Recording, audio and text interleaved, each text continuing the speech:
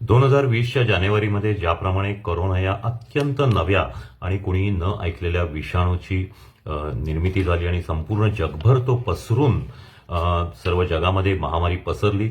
लाखो लोक त्याच्यामध्ये मृत्युमुखी पडले, कोट्यावधी लोक त्याच्यामध्ये बाधित झाले. त्याचप्रमाणे 2025च्या सुरुवातीलाही चीनमधूनच HMPV म्हणजे ह्युमन मेटा न्यूमोव्हायरस नावाचा एक विषाणू तिथं साथ पसरलेली आहे.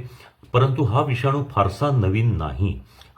या विषाणूची साथ काही वर्षांपूर्वी किंवा काही काळापूर्वी अमेरिका, कॅनडा आणि अन्य देशातही आली होती. हा विषाणू कोविड सारखाच जरी असला तरी कोविडच्या गटातला नाही.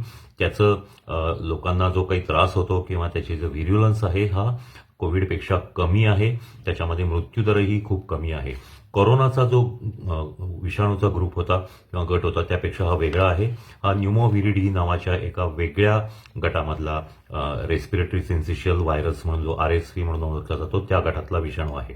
याची बाधा झाल्यानंतर त्या व्यक्तीला नाकातून प्रचंड पाणी गळणं, शिंका येणं, खोकला येणं, घसा खवखवणं, ताप येणं, याचबरोबर हा जर आजार वाढत गेला तर न्यूमोनिया होण्यासारखीही लक्षणं दिसून येतात आणि याच्यामध्ये ऑक्सिजन कमी होऊ शकतो.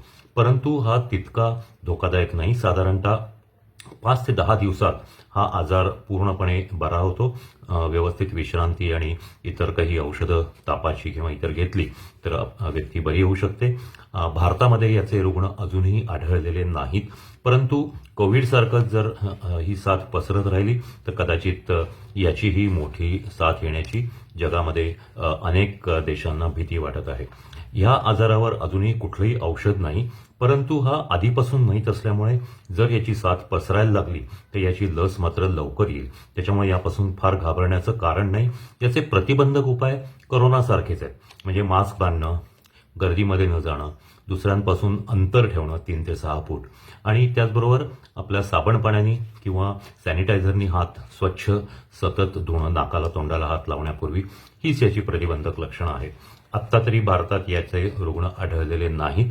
परंतु आपण सावधगिरी मात्र निश्चितच बाळगली पाहिजे.